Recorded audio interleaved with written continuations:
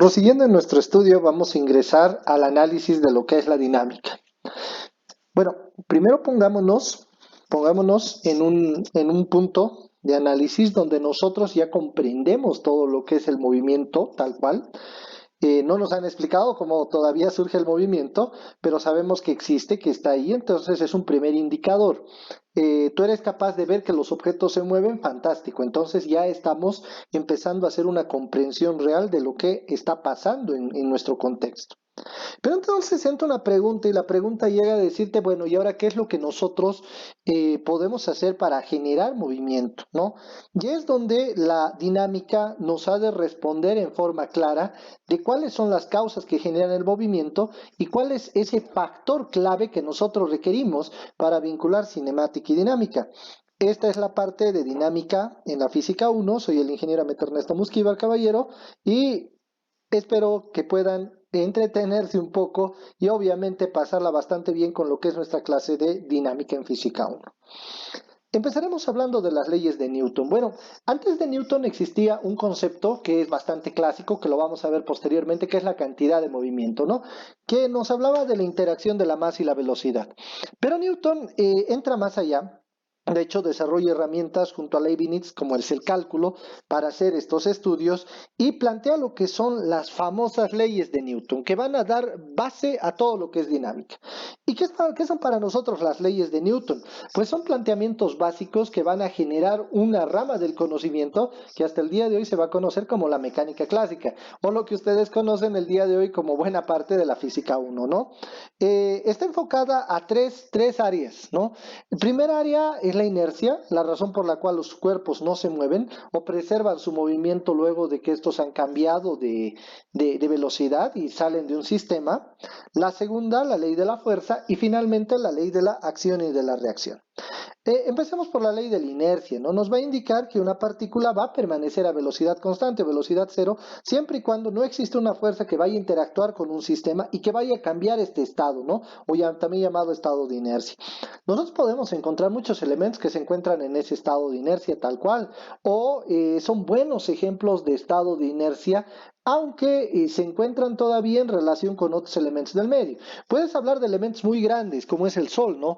El Sol, si bien presenta un movimiento, si bien se ve afectado por elementos del entorno, podemos decir que se mantiene en un estado de inercia porque no está cambiando continuamente, no genera procesos de aceleración tal cual, ¿no? Procesos de aceleración lineal. La Tierra también. Si nosotros tuviéramos que la Tierra fuera a acelerar, o sea, vaya a aumentar su velocidad en el tiempo, pues las condiciones de vida acá serían muy complicadas, ¿no? Tenemos otros elementos, buenos ejemplos de inercia, aunque no son perfectos. Por ejemplo, el caso de un vehículo donde va viajando a velocidad constante, tú vas a sentirlo en un estado de inercia como si no se moviera dentro del vehículo, hasta el momento en el cual alguien frene y obviamente vas a sentir que tu cuerpo se proyecta adelante. Esas partes de la inercia son las que nos interesan para poder llegar a comprender este concepto. O sea, tú vas a estar como que a una velocidad cero o a una velocidad constante. Y por lo tanto, no vas a ser consciente de la percepción del movimiento del cuerpo, ¿no? Pero ahí ingresa la segunda ley de Newton, que nos da a entender cómo es que aparece la fuerza. Si bien la primera ley nos habla de la velocidad constante, no, nos hace mucha referencia al MRU, ya la segunda ley puedes hacer una analogía, un vínculo con la segunda ley de Newton y lo que es el movimiento rectilíneo uniformemente variado, donde me dice la fuerza es igual a masa por aceleración. Una comprensión acá, por favor, amplia. Esta ley de Newton tendría que ser un poquito más desarrollada, porque en el criterio de derivación no solo está en la variación de la velocidad en el tiempo, en el criterio completo de Newton se incluye a la variación de la masa en función al tiempo. Y es que el sistema de escrito y elaborado por Newton, pues ayudaba a ver no solo la variación de la velocidad, sino también la variación de la masa. Aquí nosotros podemos dar algunos ejemplos de vehículos a combustión interna, podemos dar algunos ejemplos de cohetería, que son típicos donde la masa de los cuerpos va a ir cambiando en función al tiempo, ¿no? Prácticamente la fuerza se debe entender como una variación de la cantidad de movimiento en el tiempo, ¿no? Y cabe destacar que esta expresión es comúnmente empleada en un sistema de masa constante, como se ha mencionado. Ahora bien, Hay una analogía muy interesante que siempre se hace respecto a la manzana en la cabeza de Newton. Y sí, tiene mucha relación. Si tú analizas esto, la primera ley de Newton se está refiriendo a que la manzana permanecía en el árbol a velocidad constante. Y la causa por la que esta manzana cae sobre la cabeza de Newton es que hay un efecto ahí. Y ese efecto está descrito en esta ley a través de la aceleración, ¿no? La aceleración es ese vínculo que a nosotros nos relaciona a la dinámica y a la cinemática. Adicionalmente, cuando la manzana cae, impacta la cabeza de Newton, dándonos la idea completa de la ley de acción y reacción, ¿no? Donde la ley de acción y reacción, que es la tercera, indica que toda acción genera una reacción igualita, pero con un módulo en sentido opuesto, ¿no? O sea que va a generar una fuerza con mismo valor modular, pero con un sentido distinto, aún y en la misma dirección. Además de esto, para entrar a hablar de dinámica es muy importante hablar del diagrama de cuerpo libre, donde el diagrama de cuerpo libre para nosotros va a ser una representación igual idealizada de la realidad, donde simplificamos el análisis cuerpo por cuerpo generando diagramas. Estos diagramas han de estar representando las fuerzas que interactúan con la partícula tal cual, con el cuerpo, el objeto, ¿no? No nos interesan otros cuerpos que estén alrededor, salvo que estos vayan a interactuar con algún tipo de vector sobre el cuerpo en análisis. Las fuerzas van a estar vinculadas entre ellas y normalmente se va a buscar criterios de ortogonalidad entre los vectores para plantear el sistema de análisis. En análisis de sistemas con pendiente, nosotros vamos a tener que modificar un poco la posición de nuestros planos de referencia o de lo que es lo mismo, nuestros diagramas de cuerpo libre en función a los esquemas de trabajo, pero siempre intentando hacer descomposición en dos ejes. El objetivo, simplificar el análisis del problema. En este tipo de sistemas es muy importante que nosotros tomemos en cuenta la existencia de un ángulo. Si tú no tomas en cuenta la existencia de un ángulo en un análisis de pendientes, es muy probable que vayas a fallar con el cálculo que posteriormente hay que realizar en términos de movimiento-tensión. Nosotros necesitamos colocar este ángulo, que lo podemos ver en esta pendiente, en alguna posición de nuestro diagrama de cuerpo libre del objeto que está sobre la pendiente. Conocer las particularidades del ángulo y la posición que va a ir tomando en función de sus características es un elemento básico para poder posteriormente hacer análisis del conjunto del problema en forma integral. En los sistemas con poleas ya nosotros tenemos dos grupos bien grandes, ¿no? Tenemos los ejemplos o las aplicaciones en poleas fijas y poleas móviles. Comprendamos que la polea fija es aquella que me va a permitir generar cambios de dirección, pero no necesariamente va a incidir en la velocidad o en la aceleración de un cuerpo. Sin embargo, o en la fuerza, ¿no? Sin embargo, cuando yo estoy hablando de las poleas móviles, sí vamos a tener una afectación directa a la fuerza y a la aceleración, ¿no? Y por ende a la serie de variables de la cinemática que van a estar vinculadas a la aceleración. Entonces, aquí en este tipo de ejercicios de poleas tenemos que hacer esa diferencia sustancial entre esos dos esquemas de trabajo. Cuando nosotros nos encontramos con la dinámica, nos encontramos en interacciones con superficies. Muchas veces nuestras superficies cuentan con algo denominado el coeficiente de rozamiento, ¿no? ¿Qué es el coeficiente de rozamiento? Es un valor adimensional que me va a ayudar a establecer la relación de rugosidad entre dos superficies, haciendo que ésta sea muy elevada cuando está muy cerca al valor de 1 o sea muy baja cuando está muy cerca al valor de 0, ¿no? La fricción es una fuerza de oposición, evidentemente, al movimiento, y esta va a surgir gracias al coeficiente de rozamiento. Para nosotros la fricción siempre será una fuerza que se va a oponer al movimiento. En todo caso, si nosotros ubicamos una fuerza en un momento determinado sobre una partícula, la fuerza de rozamiento empieza a actuar. Mientras nosotros no ubiquemos una fuerza, no va a existir una fuerza de rozamiento tal cual.